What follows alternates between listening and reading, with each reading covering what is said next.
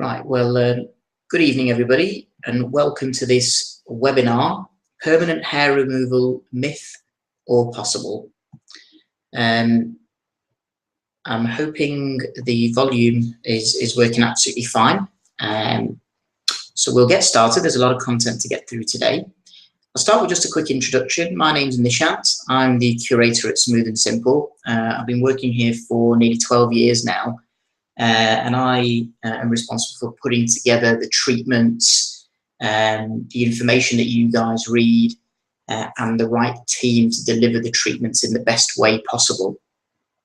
So I've got a lot of experience of finding out whether treatments, machines, treatment regimes, the systems, they're the right thing for you guys to experience or not. And we're all about being smooth and simple, and it's about making the process of being smooth, smooth skin, getting smooth skin in particular, the process of that, making it nice and easy for you. So easy to understand information, easy to book treatments, and just generally making that easier, and then the treatment's nice and easy as well.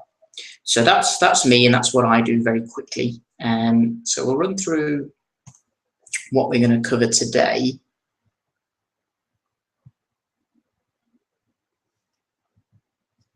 Just waiting for my slideshow to update. So today is about discussing whether this permanent hair removal is actually possible or not.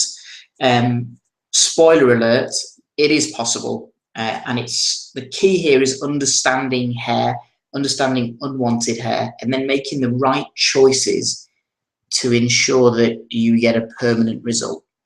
So the kind of things we're going to talk about today are the hair growth cycles.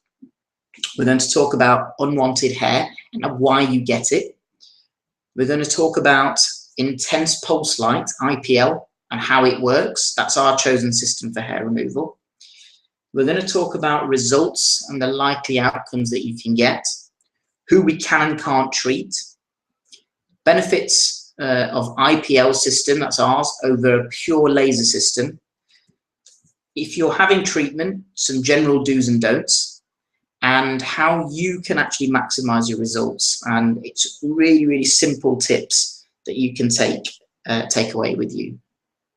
So before we start into running through all the explanation, for the impatient amongst everyone, what we're actually going to do is we're going to watch a quick 60-second video that just explains laser hair removal. This is on our website, but it kind of gives you a really, really quick, brief overview, and then we'll start discussing some of the issues within it.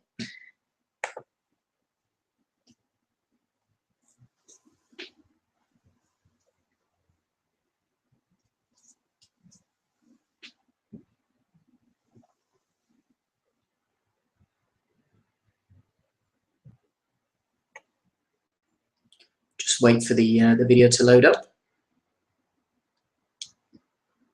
Get the volume up as well.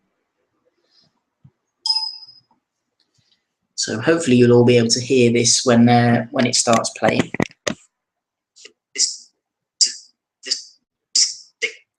And it's not so jerky. Okay, let me see if I can get that to work a little bit more smoothly.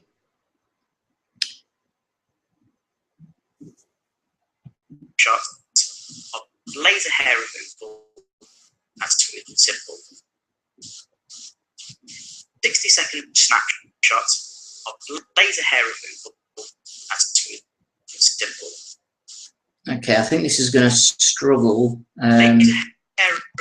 So I'm going to ditch that. I will actually tell you what I discuss in the video, but essentially, we treat the hair that's in its growing phase by heating the hair follicle up to 70 degrees C. What happens then is that those growing hairs become dead hairs, and those dead hairs are replaced, and then we do another treatment, and that then kills the new growing hair follicles. And we do this over a period of treatment, and that's what gives you the permanent hair removal. And that's the gist of that video that unfortunately wasn't playing then. So in amongst that, there are a load of issues and a load of things to consider. So we're going to start talking about a lot of those things now, so you can get a better understanding of the treatment. So the first thing to understand is hair and the hair growth cycles. And you have 3 types of follicles in your body all the time. You have growing follicles.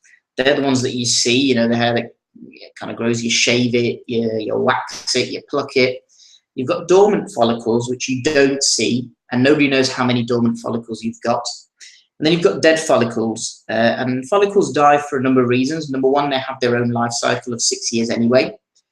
And then there might be some damage. So you might burn yourself, for instance, and those follicles die. And those are the 3 things, the 3 stages of the hair follicle that are really, really worth bearing in mind. And we'll keep coming back to those as we're explaining the treatment. So if we now look at unwanted hairs and explain what unwanted hairs are. So it all starts with something called vellus hairs. And these are very fine hairs that we all have on our body. That's regardless of sex, ethnicity, or age. We all have them. Sometimes you need a magnifying glass to see them, but they're really, really fine hairs. As we become, you know, toddlers and then children, and we grow a little older, there's a body clock. Our body clock, instructs the hairs on our head and eyebrows to thicken and pigment and grow a little bit longer. So this is something, again, it's universally biological, this. Then we hit puberty, and you start getting this coursing of hormones through your body. And what those hormones, particularly testosterone, what they do is they act as a trigger for more of your vellus hairs to pigment, thicken, and grow longer. And this usually happens in the pubic area, under our arms, and on our face. So you can imagine that's why guys have to end up shaving, and they get stubbly face, and they get the hairs on their face because they have more testosterone than girls. So what happens then is, as we then start to go a little bit older, the effect of this testosterone and the vellus hairs becoming thicker and pigmented starts to spread to other areas of our body. So with men, you get it in the back, chest as another area. And in females, the effect can actually be triggered by hormonal fluctuations, such as experiencing pregnancy or actually during the menopause as well. So sometimes it does happen where people get fluctuating amounts of body hair. And this kind of results in the spread of thickened hairs. And essentially, those hairs are unwanted. Guys don't necessarily want the hairs on their back, for instance. They might be okay and comfortable with them on their chest. So it comes down to real personal preference where those unwanted hairs are. So that's why we get that excess hair. Moving on, talking about how intense pulse light works. So IPL is a system that we use. Now IPL works by heating the hair follicles up to 70 degrees C. Remember we mentioned that temperature before. And it heats them up so that the root actually dies and it becomes incapable of further hair growth. So effectively we're disabling that hair follicle in that, but it has to be in the growth stage, and that's the key thing. It has to be an active growing hair follicle for it to heat up and be destroyed. So the IPL works because it uses a specific wavelength of light that is the optimum for absorption by your hair. And specifically, it's absorbed to the melanin in your hair. And melanin is the pigmentation that you get in your hair. So some people have more and they get darker hair. Some people have less and they have, say, blonde or brown hair. But because the wavelength is specific for melanin in the hair, it causes less trauma to your skin. And it means that we can deliver greater energies. Remember, with that magic figure of 70 degrees C, the more energy we can apply to your hair follicle, the more chance it is to get to 70. It has, sorry, to get to 70 degrees C. But that always carries the risk of causing damage to your skin. So there's a constant theme that will come out over here, that you're looking for a good contrast between skin color and hair color. So as long as we pick the right people who've got that contrast, the hair follicle will heat up quicker than the skin, and therefore we won't cause any damage to your skin. So the biggest risk with any kind of laser hair removal is burning and then causing pigmentation damage. With IPL, we really significantly reduce that risk. So the treatment itself and how it works is that we cover the area in a special optical gel, and that gel helps the transmission of light to underneath the skin, because the follicle sits under the skin. And a light applicator is pressed, and we push down reasonably hard, and then we do a short burst of light, and we're hoping that that gets all absorbed by the hair. After treatment, it takes about 7 to 14 days for those dead hair follicles to fall out. So I've got a nice diagram here just to kind of explain the treatment and how it works. I apologize, it might be a little bit blurry, but essentially the light shines down. You can see the black dots underneath the skin, or at the skin surface here, and that is melanin. So you can see that there's more melanin and more pigment in the hair, and therefore this energy here, so this is the hair follicle reaches a temperature, which is 70 degrees C, to cause irreversible thermal damage, whilst the epidermis, which is your skin, has remained below the damage threshold. So this thing called thermal degradation is what we're trying to do, and get that heat up to 70 degrees C, and that kills the actual hair follicle at the root. So that's how the system works. Now, talking about likely results and likely outcomes, the growing hair is actually now dead, and that's where this permanency comes in. So that hair follicle will never grow again, and it will actually fall out within 2 weeks. What happens now is that your body, because that hair has died, and it's a natural process that happens, every 6 years a hair follicle will die and it will be replaced. So your body knows it needs to have hair there, and it sends a signal to that area to activate these dormant follicles. So there's a course of hormones runs through, and it activates those dormant follicles. It takes about 6 weeks for those follicles to become active and growing a hair. And what we do is we do a treatment every 6 weeks. So then we know that the dormant ones that were to be reactivated have been activated, and then we can zap those and it kills those. And again, they fall out in 2 weeks' time. Some more get activated, and in 6 weeks we do another treatment. So our aim with the treatment here is to get rid of as many follicles as possible. And we don't know how many dormant follicles you've got, but the fullness of time, the experience that we've got 20 odd years of experience doing these kinds of treatments, has told us that 6 treatments is a really good sweet spot for most people. And that's, you're talking about 95% plus people, really good. Between 96, 97% hair removal in the area. And the regrowth rate is less than 2%. So that's why we talk about this being permanent hair removal.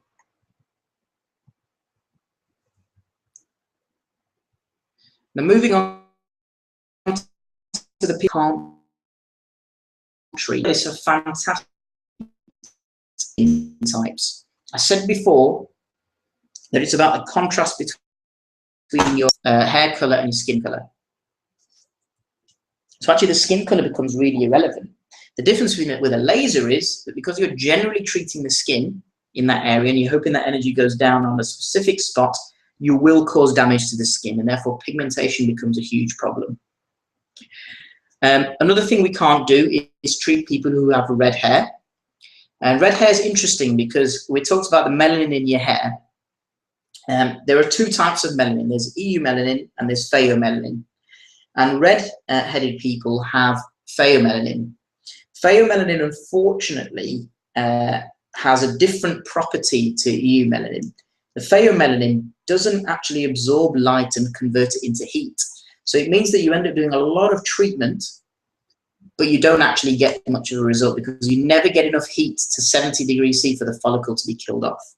So as a result, IPL treatment is ineffective for people with red hair, but does work very well for people who've got brown or black hair. Other treatments or people that we can't treat, as is generally the case with all of the treatments that we do in our clinic, if you're pregnant, you're breastfeeding, or have a pacemaker fitted, we can't treat you.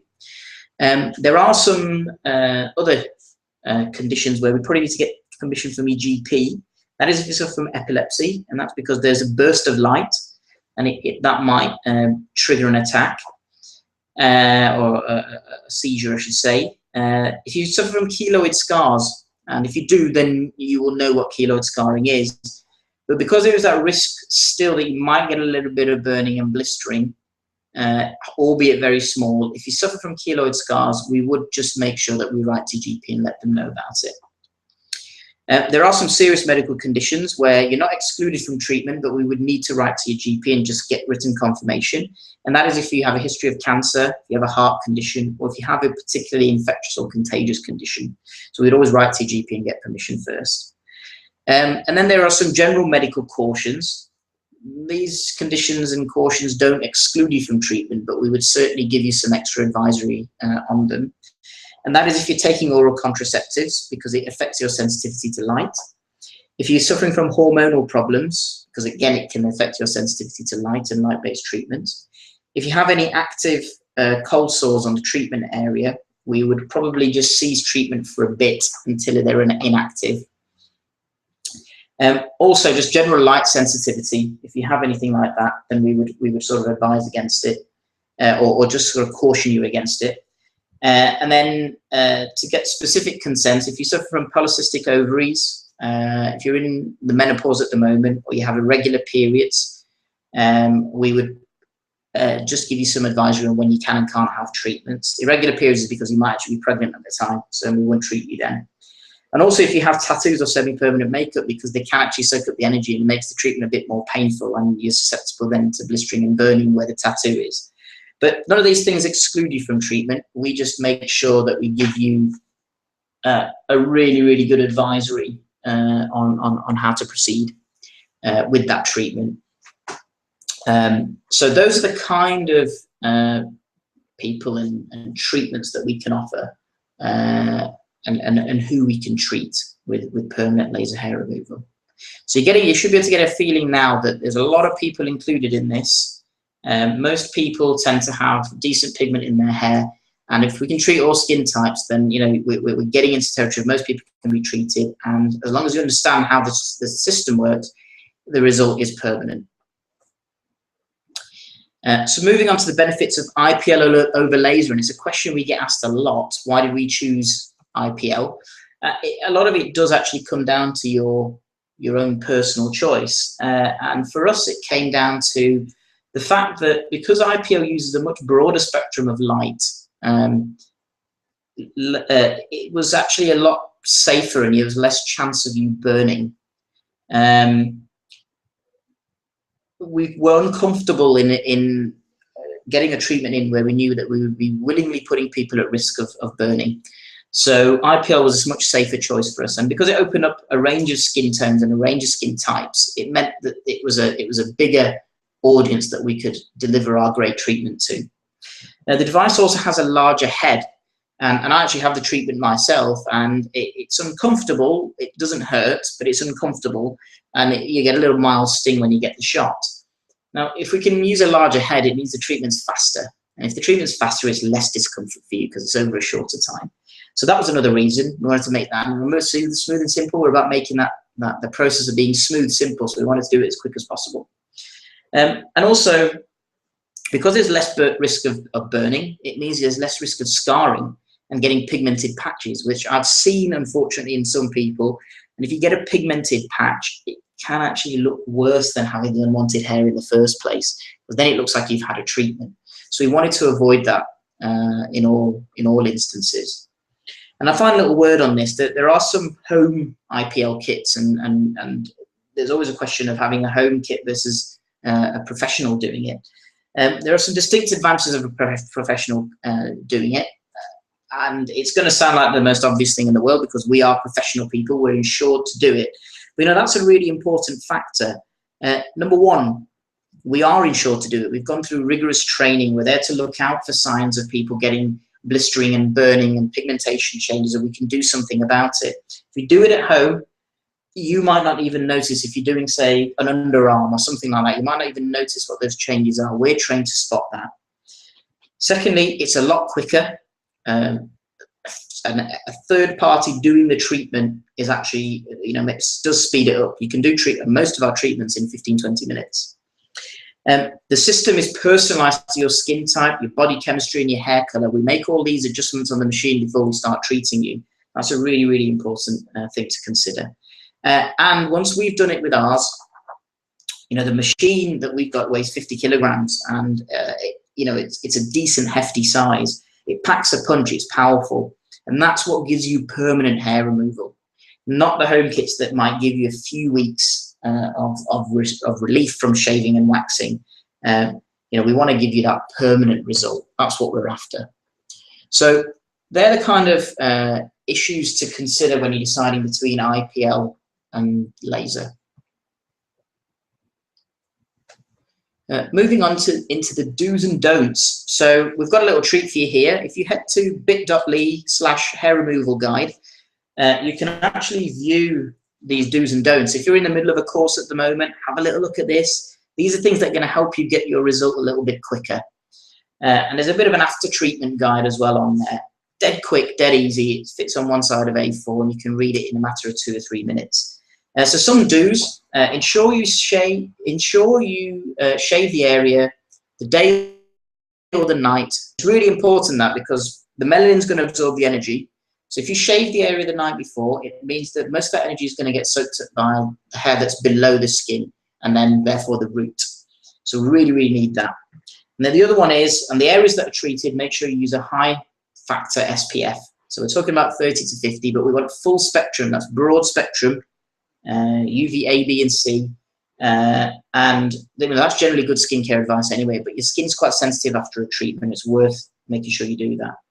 Some things to avoid: avoid sun exposure or going on sunbeds. And it's about melanin here, and I'll get to that in a second, and you'll understand why that's important. Avoid plucking, waxing, or bleaching the hair that's been treated for 6 weeks. And the reason for that is that we want your body to think that the hair's naturally fallen out. Otherwise, it doesn't reactivate those dormant hair follicles. It thinks that, well, it's not a natural thing. Some things happen. I've been damaged. I better not get the hair follicle out now. And that will only extend your treatment period and the number of treatments you might need. After your treatment, some really, really quick guides. Avoid very hot baths and showers because the skin is hot. Avoid swimming in strong chlorinated water for 2 to 3 days, again, because of skin sensitivity. Do not use any bleaching creams or perfume products for 24 hours on the treated area. Again, these are all on this bit.ly/hair removal guide, so you can have a read of them. They're on our website as a blog. Try to avoid wearing tight clothing for 24 hours after the treatment, stop irritating the skin. And don't wax or tweeze the treated hair. It will actually fall out itself, and you want it to fall out itself.